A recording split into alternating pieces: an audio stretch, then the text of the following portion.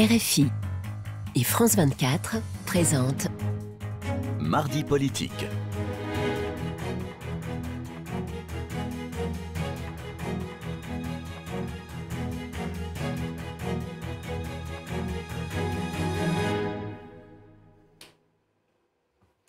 C'est l'heure de Mardi politique sur France 24 et RFI. Bonsoir Frédéric Rivière. Bonsoir Roselyne, bonsoir à tous. Et ensemble nous recevons Valérie Boyer, bonsoir. Bonsoir. Vous êtes vice-présidente des Républicains et sénatrice des Bouches-du-Rhône. Merci d'avoir accepté notre invitation. Alors, Éric Ciotti, votre patron, le président des Républicains, vient de proposer de couper l'aide française au développement à Gaza et la Cisjordanie, une aide de 95 millions d'euros en 2022. Mais ce sont les populations civiles qui en pâtiraient et cela viendrait s'ajouter au blocus des Israéliens. C'est une bonne idée ? D'abord, on ne sait pas comment ces fonds sont utilisés. Vous savez, moi, j'ai fait partie de ces parlementaires qui ont demandé la conditionnalité et des fonds quand on les verse. Vous savez que pour la communauté internationale, pour l'Europe, c'est 691 millions qui sont donnés à Gaza. Je pense que les Palestiniens, c'est probablement l'endroit du monde, sous réserve de vérification, qui est le plus aidé, à la fois au mètre carré et par habitant. Qu'est-ce qu'on fait de ces fonds ? Je ne sais pas si vous vous êtes déjà rendu à Gaza oui. ou à Ramallah. Oui. Donc, compte tenu de tous les fonds qui sont versés, on ne peut être que surpris par la pauvreté, la saleté, la façon dont ces villes sont organisées. Et donc, on peut se poser la question de ces fonds. Moi, j'avoue que l'Europe est le bailleur de fonds. J'en sais rien. Moi, je ne suis pas enquêtrice, je ne suis pas journaliste, mais la moindre des choses, c'est de se poser la question. Et puis, on a beaucoup émis de doutes. Et puis, il y a quand même aussi un sujet démocratique dont on ne passe pas. Alors, c'est vrai que l'autorité palestinienne, c'est Mahmoud Abbas, c'est pas le Hamas. Mais Mahmoud Abbas, ça fait 20 ans, je crois, qu'il refuse toutes les élections. Donc, on a aussi cette difficulté-là. Et il serait temps que l'Union européenne et la France se posent sur ces questions de façon claire. Je rajoute que pour les subventions concernant la France, c'est fait que c'est ce que voulait l'Union européenne. Mais je crois savoir qu'Emmanuel Macron lui-même est intervenu en disant on ne peut pas enlever ça aux populations. Moi, je voudrais savoir si ça va vraiment aux populations. On n'en a pas la preuve aujourd'hui. Mais il est sans doute en effet difficile de s'assurer que aucune partie des aides, qu'elles soient françaises ou européennes à Gaza, ne profite au Hamas. Mais en revanche, on peut être sûr que la suppression de ces aides affecterait l'ensemble des personnes concernées, des populations civiles concernées. Quel est finalement le choix le moins injuste ?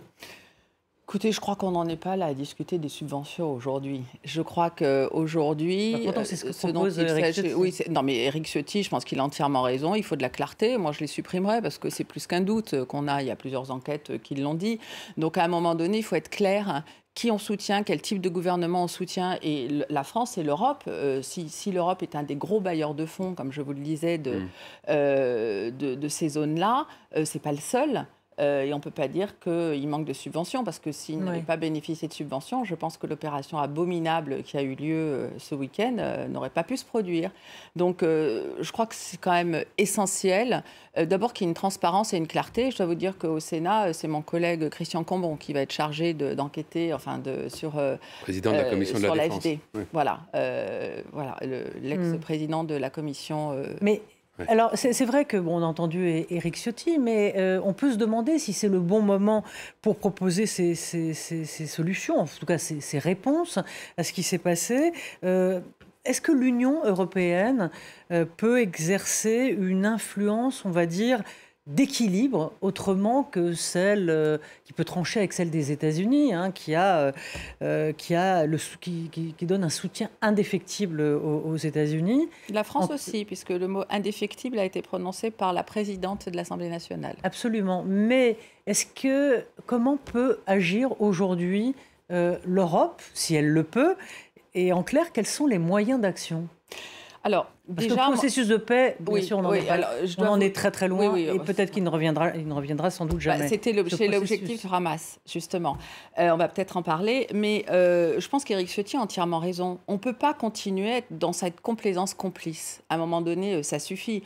Moi, je pense aussi qu'il faut aller plus loin. En France, notamment avec ceux qui sont complices et complaisants avec le Hamas, c'est pas possible. On ne peut pas faire l'apologie du terrorisme. C'est une association islamiste terroriste terroriste qui est issu des frères musulmans. Donc je pense qu'il faut qu'on arrête aujourd'hui avec le silence, avec le pas d'amalgame, avec le pas de vague, etc., avec ces terroristes. On a vécu dans notre chair en France, Nice, le Bataclan, l'assassinat de Laura Nemora à Marseille, et j'en oublie tellement il y a eu d'actions. Il y a eu le 11 septembre, et là, Israël vit à la fois le Bataclan et le 11 septembre, avec une attaque, avec un pogrom géant sur son sol. Donc je crois qu'aujourd'hui, la moindre des choses, c'est d'être prudent avec nos alliances, avec notre complaisance, avec ces pays terroristes, parce que si on doutait que l'islamo-gauchisme existe en France, ben je crois que Jean-Luc Mélenchon nous en a donné la preuve, oui. Mais aujourd'hui, nous assistons à un islamo-gauchisme sur la planète. C'était Israël ce week-end, c'est l'Arménie, c'est Chypre occupée depuis 1974 par un dirigeant qui est dans un délire panturquiste, c'est le Kosovo, c'est aussi ce qui se passe en Ukraine, avec un pays qui a voulu se détacher du bloc soviétique, et demain ce sera Taïwan. A priori, donc on voit bien la Russie n'est pas une puissance islamique. Non, mais la Russie, j'ai parlé d'islamo-gauchisme. Ouais. Je pense que les soviétiques, comme il n'y a pas eu de Nuremberg du communisme, on en est aussi là aujourd'hui. Valérie Boyer, pour revenir un instant à ce qu'évoquait Roselyne, et la Russie, l'Europe... Excusez-moi, pardon Frédéric Rivière. La Russie n'est pas islamique, mais qu'est-ce qu'elle fait en Afrique en ce moment ? Alors, une grande déstabilisation, et elle va s'allier... Mais elle lutte contre les islamistes, justement. Ah, pour la Russie, enfin Wagner. Enfin bon, je sais pas, je pense qu'ils déstabilisent, et ils ont chassé les Français qui luttaient, eux, contre les islamistes, pour des raisons mercantiles. Mais vous verrez qu'ils vont s'allier au pire, et ils ont quand même les pires alliés aujourd'hui, et notamment l'Iran. Revenons un instant donc sur l'Europe. Depuis des décennies, l'Union européenne a apporté, vous l'avez dit d'ailleurs, énormément d'aide, et notamment financière, à l'autorité palestinienne, mais sans jamais devenir un interlocuteur qui compte dans ce qu'on appelait à un moment le processus de paix et ses différentes étapes. Est-ce que c'est l'Europe qui n'a pas su s'imposer ? Ou est-ce que l'Europe en a été exclue par les autres acteurs, et en particulier par les États-Unis et peut-être Israël, qui ne voulaient pas de l'Europe dans ce club de discussion ? C'est possible. C'est possible, mais je pense aussi que les Palestiniens sont eux-mêmes déchirés avec le Hamas, qui est une organisation terroriste islamiste issue directement des frères musulmans, et ils ont exclu toutes les personnes qui souhaitaient aller vers le processus de paix en prenant en otage leur propre population, parce qu'il ne faut pas s'y tromper. Ce qui s'est passé ce week-end en Israël, c'est pas une conquête de territoire, puisque Gaza le désert du Negev n'est absolument pas contesté comme territoire. C'est pas non plus pour protéger la population, et c'est simplement une action terroriste pour éradiquer tous les juifs qu'ils considèrent comme des singes et des porcs. C'est comme ça qu'ils s'expriment. Donc on est bien dans une guerre raciste, de terreur, avec les pires exactions. Vous savez qu'aujourd'hui, j'ai lu sur les réseaux sociaux que justement le gouvernement israélien aurait demandé aux parents de supprimer tous les réseaux sociaux de leurs enfants, Facebook, Twitter, Instagram, TikTok, etc., parce qu'on craint que des images abominables sur les otages ne soient diffusées aujourd'hui par ces abominables terroristes qui mettent des enfants en cage quand même. Voilà ce qu'il en est aujourd'hui de la réalité. Donc on pourra faire le bilan peut-être plus tard de la faillite des services spéciaux, de la faillite du renseignement, etc., mais aujourd'hui, je pense que la situation est tellement grave, tellement inédite, qu'il faut qu'on regarde la réalité en face. Et la réalité, c'est qu'on a un mouvement contre les démocraties, on a un mouvement contre ce qui est considéré comme l'Occident, et on a un mouvement, ce qui est considéré comme contre nous-mêmes, en fait. Qu'est-ce que c'est l'Arménie ? C'est un éclat de nous-mêmes, comme dit Tesson. Israël, c'est la même chose.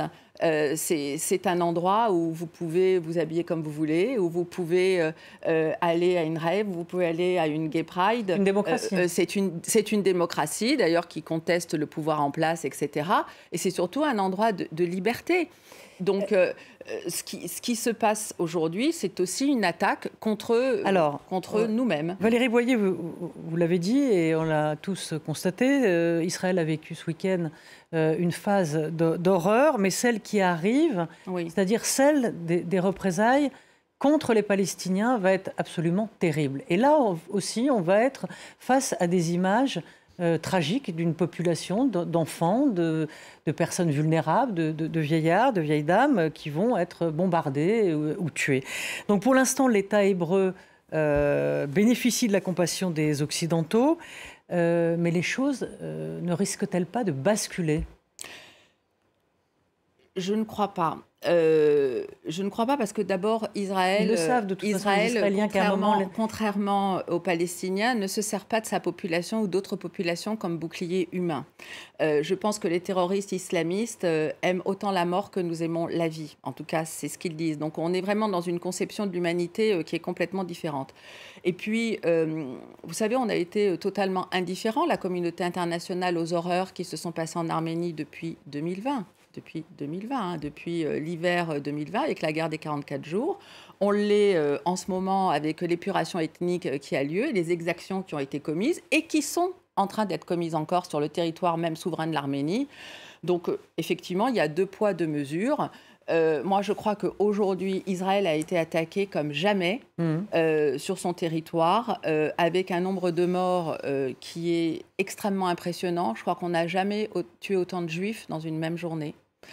Depuis l'histoire d'Israël, en tout cas, et peut-être même avant. Donc, et Israël ne fera jamais de mise en scène macabre. Elle prévient les populations, elle l'a encore fait quand elle va intervenir, et ne s'attaque pas aux civils comme l'a fait le Hamas. Je rappelle que ce n'est pas des soldats du Hamas, ce sont des terroristes du Hamas. Parce que qu'est-ce qu'ils ont fait? Ils ont tiré sur des jeunes désarmés qui étaient en short, sur des vieillards, sur des femmes, sur des enfants. Alors, je veux juste rajouter, juste pour corriger peut-être, c'est ce que dit Eli Barnavi dans Le Monde, qui est l'ancien ambassadeur d'Israël en France. Il dit ce qu'il s'est produit, la résultant d'une conjonction de 2 facteurs, une organisation islamique fanatique dont l'objectif déclaré est la destruction d'Israël et une politique israélienne imbécile. Oui. Est-ce que vous reconnaissez qu'il y a eu aussi des responsabilités? Non, mais l'heure n'est pas au bilan de la politique d'Israël aujourd'hui. L'heure est à la survie de cet État démocratique avec tous les défauts qu'il peut avoir. L'heure est à la survie, je l'espère, des otages. Et l'heure est pour nous, démocrates, pour nous, occidentaux, pour nous, amis de la liberté, de l'égalité et de la fraternité, à savoir comment on s'organise sur le plan international pour lutter contre cet islamisme qui gangrène, qui est vraiment le cancer de notre siècle. On a eu le communisme et le nazisme, comme pour reprendre les mots de Chonu, qui disaient que c'était les jumeaux hétérozygotes du XXe siècle. Aujourd'hui, on voit bien que c'est le terrorisme islamique qui pourrit la planète. Pour prolonger la question sur cette deuxième phase qui pourrait survenir et qui pourrait mettre à mal la compassion qui s'exprime à l'égard d'Israël, après ce choc donc terrible que vient de recevoir Israël, est-ce qu'on doit tout de même demander à Israël de faire preuve peut-être d'une certaine mesure dans ses représailles, ou est-ce qu'on doit faire bloc, quoi qu'il en soit? Je pense que nous soutenons de façon indéfectible Israël, qui est un allié, un ami, un pays frère. Et je dirais qu'on souffre dans notre humanité pour ce qui se passe là-bas. Mais je dois souligner que jamais Israël ne s'est servi de population civile comme bouclier humain. Israël a toujours négocié les otages. Je rappelle, vous bien entendu, mais dans les opérations de l'armée israélienne, il y a eu parfois des civils dans victimes, la guerre, bien entendu. Oui, mais Israël ne vise pas les civils. Israël ne décapite pas. Israël ne torture pas. Mais est-ce qu'elle oppresse la population palestinienne à Gaza, notamment? Les victimes sont d'autant plus collatérales qu'elles sont utilisées par les Palestiniens comme boucliers humains et que leur objectif, c'est d'avoir des photos et des images d'enfants martyrs, etc. On a bien vu plusieurs montages qui ont été faits. Les relations sont compliquées, mais comment voulez-vous négocier avec une personne qui vous dit qu'elle veut que vous disparaissiez et qui vous traite de singes et de porcs? Mais quand le ministre israélien parle d'animaux en parlant des gens du Hamas... Je trouve ça lamentable. Aujourd'hui, dans ce contexte, il n'aide pas son pays. Dans ce contexte, Valérie Boyer, les Français juifs sont inquiets des risques d'importation du conflit en France. Est-ce que vous le redoutez aussi? Bah oui, parce qu'on l'a déjà eu. Ouais. C'est pas comme si ça nous était Oui, mais pas on n'a arrivé. jamais vécu Et- ce qui s'est produit est inédit. Pour Israël, oui. Mais nous avons vécu Oui, le bien 11 entendu. septembre, nous avons vécu le Bataclan, nous avons vécu Nice, et le ministre de l'Intérieur nous dit que plusieurs attentats sont évités parce qu'ils sont vigilants. Mais bien sûr, et je vous signale quand même qu'on a interdit, même si certaines ont eu lieu, des manifestations où on disait à mort Israël, etc. Ouais. en Alors, France. LFI qui ne condamne pas les exactions du Hamas, est-ce que vous dites, comme certains, que LFI est sorti, la France Insoumise est sortie de l'arc républicain? Oui, mais ça fait longtemps. Là, je dois dire que c'est la cerise sur le gâteau de leur ignominie. Parce que quand on défile en disant que sur les violences policières, quand on défile avec une balle, un flic, je ne sais plus quel était, et qui ne sont pas condamnés, d'ailleurs, la police tue. Quand on défile avec les islamistes qui crient Allahu Akbar dans les manifestations, eh bien, je pense qu'on est sorti de l'arc républicain. Quand on reçoit des terroristes à l'Assemblée nationale, bien sûr. D'ailleurs, je dois saluer et remercier mes collègues, les députés Les Républicains, qui, lorsque Mathilde Panot s'est exprimée, sans employer un certain nombre de mots, parce que c'était trop violent pour elle, sont sortis de l'hémicycle. Éric Ciotti a eu entièrement raison de manifester notre réprobation et, j'allais dire, notre malaise qu'une démocratie comme la France puisse avoir des représentants qui font l'apologie du terrorisme. Le président du CRIF va encore plus loin. Lui, il ne dit pas seulement que Jean-Luc Mélenchon ou la France Insoumise est sorti de l'arc républicain. Il dit, je vais le citer, Jean-Luc Mélenchon prend toujours le parti du totalitarisme. Il est toujours du mauvais côté de l'histoire.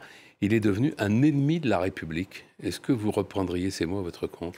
Je suis d'accord sur presque tout. Ennemi, écoutez, je pense qu'il y a un certain nombre d'actions judiciaires qui sont entamées contre les paroles plus que déplacées, voire haineuses, et qui font, à mon sens, l'apologie du terrorisme. On verra ce que la justice dira sur les procédures qui sont en cours. Mais effectivement, vous savez, quand on ne condamne pas dans son parti politique les personnes qui disent un flic une balle, la police tue et ce genre de choses, quand on défile avec les islamistes, à un moment donné, je pense qu'on a choisi son camp et c'est pas le mien. Merci Valérie Boyer. Merci beaucoup, merci à vous. C'est assez honteux d'ailleurs, c'est honteux totalement. Merci. Merci, bonne soirée. Merci et bonsoir à tous, à la semaine prochaine pour un autre Mardi Politique.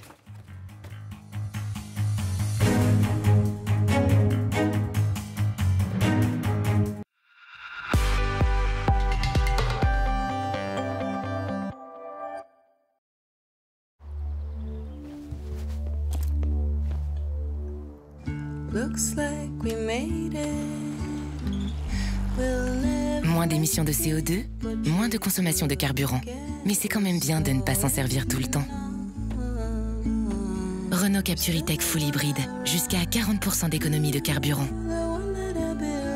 Renault Captur E-Tech Full Hybride prêt à partir existe aussi en version essence dès 200 € par mois. Portes ouvertes du 12 au 16 octobre.